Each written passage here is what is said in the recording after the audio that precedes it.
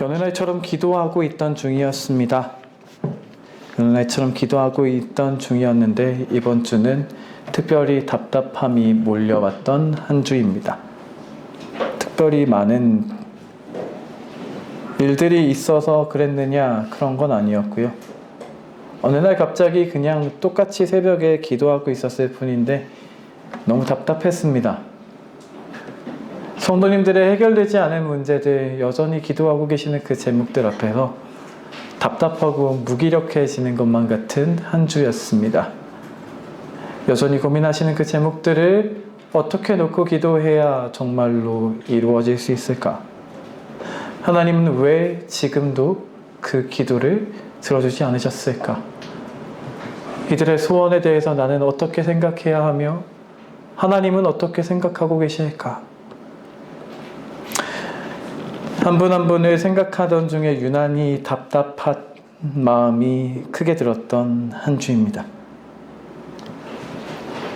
신앙생활을 하면서 답답하고 힘든 순간이 있다면 그 중에 대표적인 순간이 저는 이런 순간이라 생각합니다. 분명히 하나님은 기도를 들어주시는 분이라고 믿는데 기도를 내가 열심히 한다고 해도 소원이 이루어지지 않을 때, 그 기도가 응답되지 않을 때, 하나님은 분명히 나의 모든 소원을 다 알고 계시고 나의 모든 것을 살펴보시는 하나님이라 오늘도 믿는다 고백하는데 나의 사정을 오늘 돌보아 주시는 것 같지 않을 때 말이죠. 오늘 성경은 정확하게 그런 마음을 기술하고 있다고 생각합니다. 27절에 내 사정은 여호와께 숨겨졌다. 내 원통한 것이 내 하나님에게 수리하심을 받지 못한다. 하나님은 내 사정 모르셔. 하나님은 나 이렇게 걱정하고 가슴 아파하는 일들 이뤄줄 생각이 없으셔. 라는 생각마저 들어 한탄하고 있는 사람. 오늘 우리는 그 사람 앞에 다시 섭니다. 하나님은 그런 사람의 모습을 보시면 무엇을 말씀하고 싶으실까요? 신앙을 가지고 하나님을 섬기던 사람들이 하나님은 나 안 돌보셔. 지금 나의 기도를 들어주지 않으셔. 라고 절망하고 원망하는 말마저 내뱉고 있는 상황이 되었을 때 하나님은 그 사람에게 무엇을 말씀하고 싶으실까요? 오늘 성경은 하나님의 말씀을 이렇게 이어서 그에 대한 하나님의 대답을 이렇게 들려주고 계십니다. 28절의 말씀이죠. 28절 한번 같이 읽어보겠습니다. 28절 같이 읽습니다. 너는 알지 못하였느냐? 듣지 못하였느냐? 영원하신 하나님 여호와 땅끝까지 창조하신 자는 피곤치 아니하시며 곤비치 아니하시며 명철이 한이 없으시며 아멘. 대화라는 게 말이죠. 앞사람이 무언가를 말하면 그에 대한 답을 하는 것이죠. 그런데 지난주에도 제가 예수님의 거듭남에 대해 말씀하시는 게 좀 생뚱맞아 보인다라는 표현을 했던 것처럼 사실 익숙한 오늘의 본문은 27절의 한탄과는 좀 생뚱맞아 보입니다. 하나님은 내 사정 모르셔 라고 말하면 하나님이 나타나셔서 무슨 말이냐, 나는 너의 사정을 다 안다 라고 말씀해 주셔야 할 것 같아요. 하나님이 내 기도를 들어주지 않으셔 라고 하면 나는 너의 기도를 듣고 있으니까 기도를 멈추지 말아라. 내가 기도를 때가 되면 분명히 응답할 것이다 라고 말씀해 주셔야 할 것 같아요. 그런데 내 사정 모르셔, 내 원통한 것 안 풀어주셔 라고 하고 있는 사람에게 되려 물으십니다. 너는 알지 못하느냐, 듣지 못하였느냐 라고 말이에요. 하나님은 되려 질문하십니다. 무엇을 말씀하시려는 걸까요?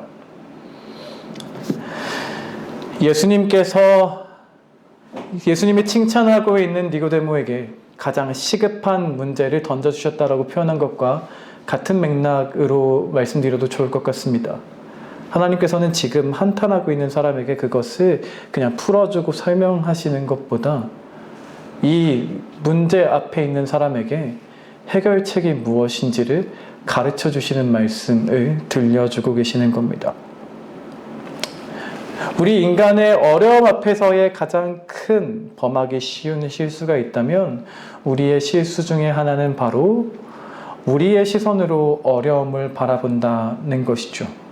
이것이 인간적으로 문제를 분석하고 문제에 대응하려는 태도는 신앙과 반하는 것이다 라는 말을 하고 싶은 게 아닙니다. 인간적인 이해와 노력도 분명히 중요합니다. 하지만 우리가 인간적인 시각을 가지고 바라볼 때 우리의 해결할 수 없는 문제들 앞에서 우리는 우리의 무능함을 발견하게 될 뿐이지요. 해결할 수 있는 능력이 없습니다.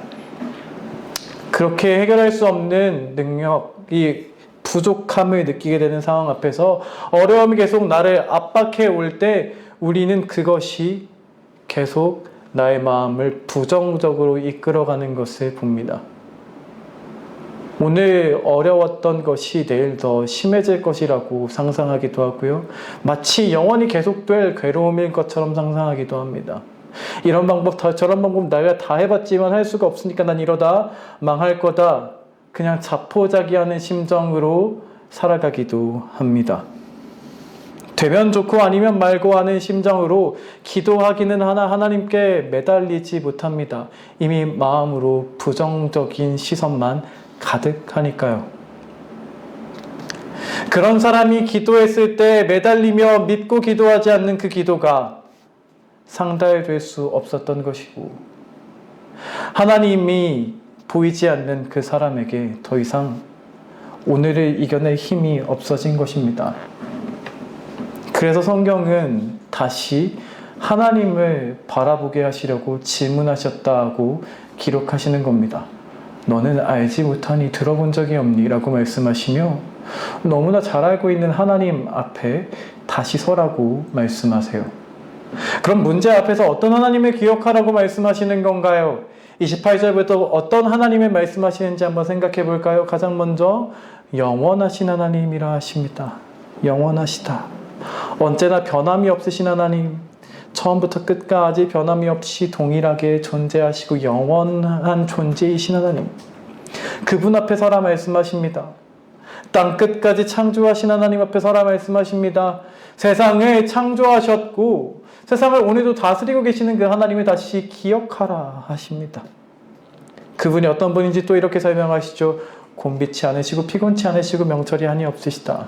그분은 어떤 일을 하다가 지치는 일이 없으신 분이시고 어떤 일을 하다가 지혜가 없어서 못하는 적이 없으신 분이시다. 그런데 그 하나님은 그저 당신만 그러하신 분이신가요?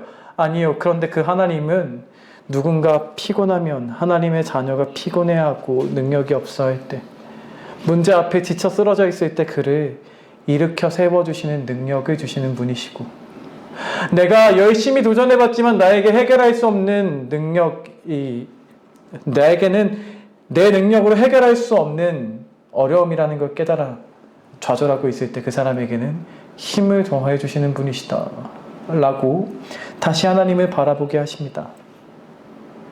그래서 우리는 아무리 젊은 사람이라도 아무리 힘센 사람이라도 자신의 부족함을 경험하고 피곤해짐을 경험하게 되지만 하나님을 정말로 바라볼 때 하나님은 새 힘을 주신다 말씀하시는 게 오늘 성경의 말씀이지요. 특별히 오늘 성경의 31절에 앙망한다 라는 말은 다른 성경에서 이렇게 번역하기도 합니다. 기다린다 입니다. 앙망한다는 기다린다 라는 말입니다. 기다린다. 무슨 말인가요? 문제 앞에 서 있는 신앙의 사람에게 하나님께서 원하시는 태도는 하나님을 바라보고 기다리는 것입니다. 하나님을 바라보고 기다린다. 능력이 한이 없으시며 오늘도 나 같은 사람에게도 그 능력을 더해주시는 그 하나님께 소망을 두고 하나님의 도우심을 기다린다는 것입니다. 하나님을 바라보기에 그 사람의 소망이 무뎌지지 않습니다. 하나님을 바라보기에 그 사람은 절망에 빠지지 않습니다. 하나님을 바라보기에 시간이 지난다고 그로 인해 초조해하지 않습니다. 하나님이 분명히 나를 도와주신다. 그분은 영원히 변치 않으신다는 것을 믿는 사람이기 때문입니다. 그렇게 기다리는 사람은 하나님의 능력을 경험할 때가 온다 하십니다. 지금은 어딘가에 빠져 있는 것만 같고 거기서 빠져나오지 못할 것만 같더라도 마치 독수리가 날개치며 올라가듯이 그 자리에서 일어나 올라가서 그 어려움을 극복하게 하시는 순간이 분명히 올 것이니 앙망하라고만 하십니다. 기다리라고, 바라보며 기다리라고, 그분께 소망을 두며 기다리면 그 능력을 경험할 때가 올 거라고 말입니다. 물론 하나님의 역사하심이 우리의 원하는 방향과 항상 같을지 모르겠습니다. 우리의 원하는 방향과 하나님의 뜻이 다를 수도 있겠습니다. 내가 원하는 것이 분명히 언젠가는 똑같이 이루어질 거다를 말씀하시는 건 아닙니다. 하지만 분명히 하나님은 돕기 원하시며 더 아름답게 예비하고 계시는 분이시라는 걸 보이시는 순간이 올 거라는 겁니다. 그래서 내 사정이 숨겨진 것 같았는데 하나님이 지금 내가 이렇게 힘들었던 거 다 알고 계셨구나. 내가 그 하나님을 또 잊고 있었구나 라고 느끼게 하시고, 내가 오늘 기도해도 그 기도가 응답되지 않는 것 같았는데 오늘도 그 기도를 응답하시는 하나님이 나에게 계셨지 라는 것을 다시 경험하게 하시는 순간이 올 것이다 라는 것이 오늘 본문의 말씀입니다. 그래서 그 기다림의 역사를 경험했던 유명한 사람 다윗이라는 사람은 우리에게 이렇게 그의 고백을 들려주죠. 우리 한번 같이 말씀 펴서 보실까요? 시편 40편 1절입니다. 시편 40편 1절, 구약성경 830쪽, 구약성경 830쪽에 있는 시편 40편 1절입니다. 시편 40편 1절, 구약성경 830쪽에 있는 시편 40편 1절의 말씀 같이 한 목소리로 한번 읽겠습니다. 읽습니다. 내가 여호와를 기다리고 기다렸더니 귀를 기울이사 나의 부르짖음을 들으셨도다. 아멘. 사랑하는 성도 여러분, 오늘 어떤 고민 가운데 다시 계십니까? 여전히 해결되지 않은 기도의 제목을 붙들고 계십니까? 혹시 여러분들의 마음을 그 기도의 제목들이, 눈앞에 있는 문제들이 답답하고 힘들게 만들고 있진 않으실까요? 하나님께서 원하시는 것은 다시 하나님을 바라보는 일인 줄을 믿으시기 바랍니다. 우리에게 다시 하나님을 바라보는 일이 필요합니다. 그 하나님을 바라보고 하나님을 기다리는 사람이 되시기 바랍니다. 하나님께 소망을 두고 하나님께 기다리는 사람은 하나님의 역사하심을 분명히 체험하는 날이 오게 하실 줄을 다시 믿으시기 바랍니다. 제가 늘 말씀을 전하며 바라는 가장 큰 것은 전한 말씀이 여러분의 삶 속에 그대로 이루어지는 것을 보는 일입니다. 저는 가장 잘한 설교가 말씀을 전했을 때 그 말씀에 전한 내용이 그대로 성경의 내용 그대로 성도의 들은 사람들의 삶 속에 이루어지는 것, 그것이 가장 잘한 설교라 생각합니다. 사랑하는 여러분, 잘하시는 말씀 앞에서 다시 하나님을 바라볼 수 있는 눈을 가지실 수 있으셨으면 좋겠습니다. 기다리시기 바랍니다. 그 기다림은 헛되지 않을 것입니다. 하지만 조금 길지도 모릅니다. 우리 생각하는 것보다 더 많은 인내를 요구하실지도 몰라요. 기다리고 기다렸다라는 표현처럼 말이에요. 하지만 하나님께 소망을 두는 자는 분명히 그 능력을 경험할 날이 올 것이라는 것을 의심치 않고 오늘 다시 하나님을 기다리며 오늘 다시 하나님만 바라볼 수 있는 믿음의 사람, 그래서 믿음 가운데서 말씀이 오늘도 동일하게 이루어지는 것을 체험할 수 있는 하나님의 사람이 다 되게 하시길 주님의 이름으로 축원드립니다. 오늘 다시 한번 그렇게 하나님을 바라보기를 원합니다 하는 고백을 가지고 잘하시는 찬양, 복음성가 73장 괴로울 때 주님의 얼굴 보라 함께 찬양 드리고 말씀 맺으면 좋겠습니다.